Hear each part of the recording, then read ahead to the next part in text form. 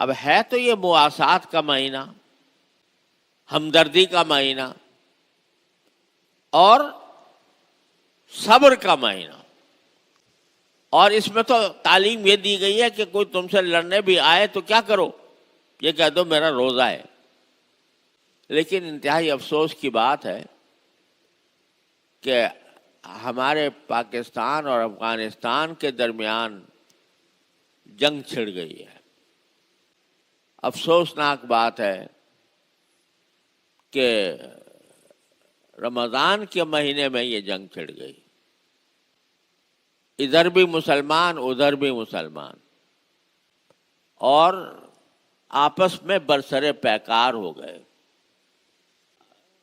اصل وجہ جنگ کی وہ تو یہ ہے کہ عرصہ دراز سے پاکستان کے اوپر ایک ایسی جماعت مسلط ہے جو پاکستان کے اندر دہشت گردی کی کارروائیاں کرتی۔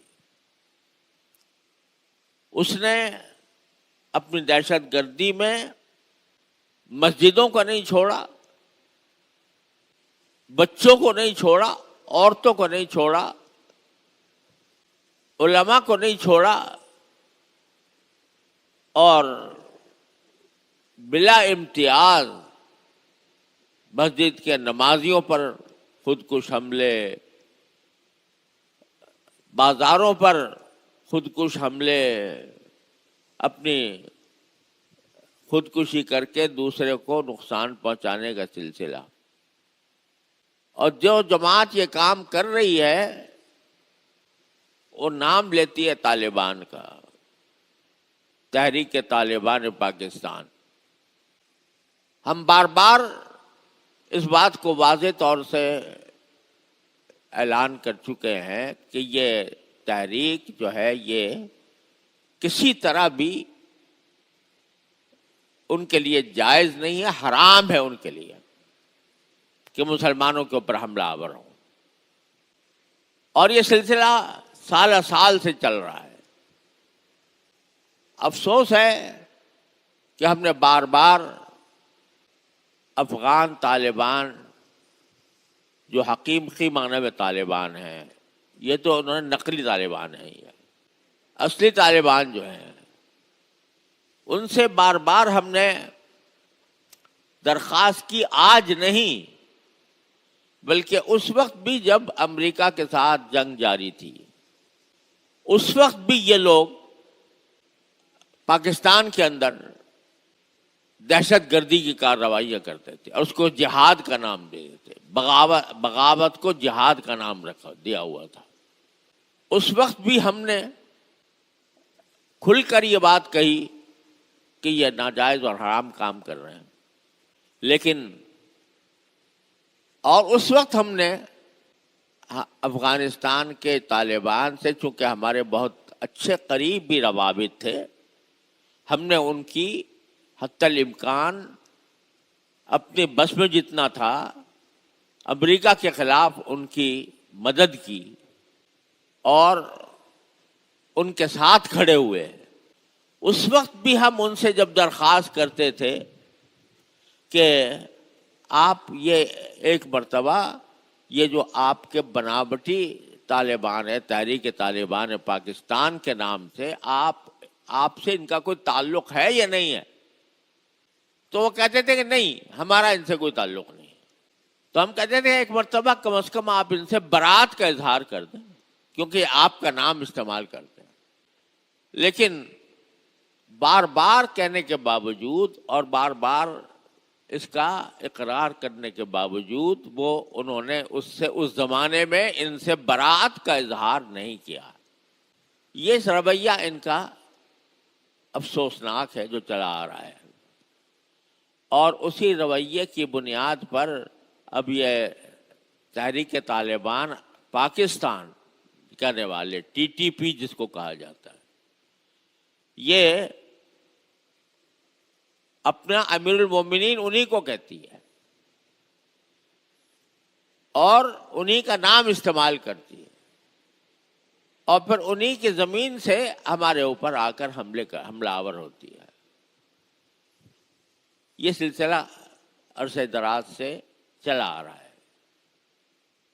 یہ ہمیں شکایت افغانستان سے مدتوں سے ہے، اب بھی ہے، لیکن اس شکایت کے لیے ہمارے نزدیک آپس میں جنگ کر لینا، جنگ ٹھان لینا، یہ کوئی اس مسئلے کا حل نہیں ہے. اس سے نہ پاکستان کا فائدہ، نہ اس سے افغانستان کا فائدہ. اس سے صرف دشمنان اسلام کو فائدہ ہوگا.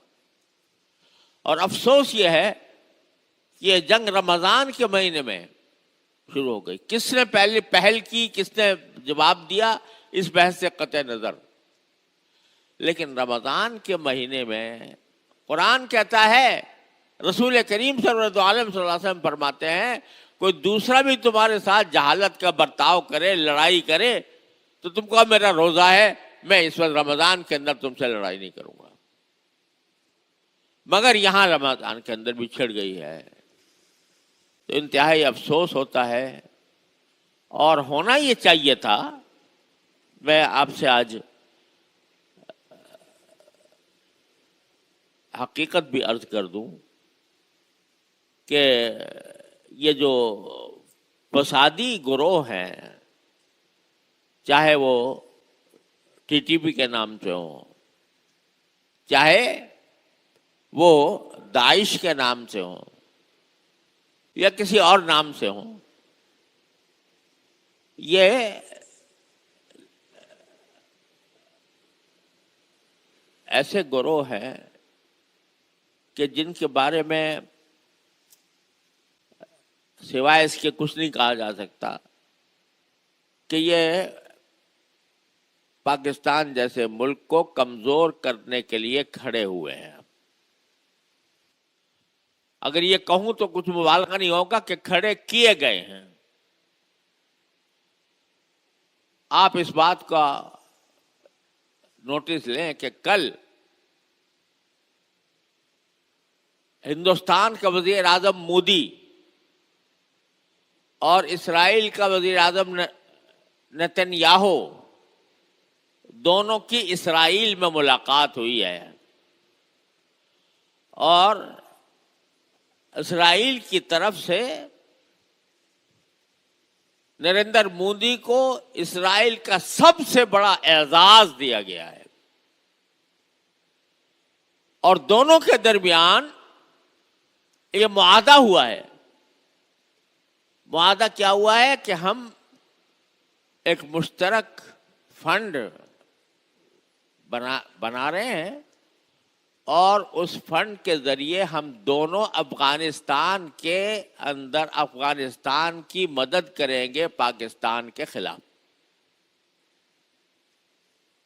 کل ہی یہ معاہدہ، کل یا پرسوں، ایک آدھ دن کے اندر یہ معاہدہ ہوا. اب آپ اندازہ کریں افغانستان کی مدد کون کر رہا ہے؟ اسرائیل اور ہندوستان. ان کی مدد سے، مدد کیوں کر رہے ہیں؟ اسرائیل مدد کر رہا ہے، انڈیا مدد کر رہا ہے، افغانستان کی کر رہا ہے. کیوں کر رہا ہے؟ اس لیے کہ پاکستان ایک کھٹکتا ہے ان کی نگاہوں میں کہ اگر کسی وقت موقع آیا تو یہ ملک ہے جو ہمارا دشمن ہے، لہذا جو ہمارے دشمن کا دشمن بن جائے وہ ہمارا دوست ہے. یہ باقاعدہ اعلان ہو گیا ہے. تو بہرحال اس تمام تلخ حقیقت کے باوجود ہم یہ سمجھتے ہیں کہ پاکستان اور افغانستان دونوں کے لیے جنگ کسی بھی اعتبار سے فائدہ مند نہیں ہے. اس کا نقصان ہوگا، دونوں کو ہوگا. اور جنگ کے زمانے میں جب جنگ چھڑ جاتی ہے تو پھر دعوے بھی بڑے اونچے اونچے کیے جاتے ہیں، اور ہر ایک اپنی فتح کے دعوے کرتا ہے اور اس میں دوسرے کو نیچا دکھانے کی کوشش کرتا ہے. حالانکہ اگر معاملے کو سلجھانا مقصود ہو، سچے دل سے مقصود ہو، تو دو مسلمانوں میں کوئی بھی ایسا مسئلہ نہیں ہوتا جو کبھی سلجھایا نہ جا سکے. اس معاملے کو جب لڑائی تک پہنچانا، اور خاص طور پر رمضان کے مہینے میں جہاں یہ حضور کا ارشاد ہے، کوئی دوسرا بھی لڑائی پہ آمادہ ہو، تم کہہ دو میرا روزہ میں نہیں لڑتا. اس میں ایک دوسرے کے خلاف برسر پیکار ہو جانا، ایک دوسرے کے اوپر ہتھیار اٹھانا، ایک دوسرے کے ساتھ کہ جان کے دشمن ہو جانا، انتہائی افسوسناک ہے، انتہائی المناک ہے. ہونا تو یہ چاہیے تھا کہ جس چیز کا وہ زبانی طور پر اقرار بھی کرتے ہیں کہ ہمارے ہاں سے لوگ جاتے ہیں پاکستان کے اوپر حملہ آور ہونے کے لیے، لیکن ہم نے اپنی طور پر منع کر رکھا ہے، اپنے طور پر ہم نے فتویٰ دے رکھا ہے کہ یہ پاکستان کے اوپر حملہ کرنا ناجائز ہے. لیکن یہ فتویٰ دینے کے باوجود وہ ان کا نام استعمال کر کے ہمارے اوپر حملہ آور ہوتے ہیں. تو اس کا تقاضا یہ تھا کہ یہ ان سے برات کا، نہ صرف برات کا اعلان کریں بلکہ ساتھ ساتھ ان کو لگام دیں، اور اس کو اس لگام دینے میں وہ کہتے ہیں بھائی یہاں پر بھی ہیں یہ فسادی گروہ، اور پاکستان کے اندر بھی ہیں، نہ ہم سے سنبھل رہے ہیں نہ پاکستان سے سنبھل رہے ہیں. تو اس کا واحد حل یہ تھا کہ دونوں مل کر،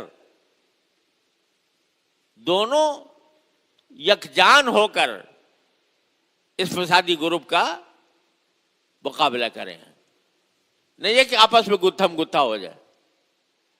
لیکن افسوس ہے کہ ابھی تک اس کے کوئی آثار نظر نہیں آ رہے. بہرحال بھائی، ہم جیسا آدمی جس کا کوئی اثر و رسوخ نہیں ہے، وہ سوائے افسوس کے اور سوائے اللہ تعالیٰ سے دعا کے اور کیا کر سکتا ہے.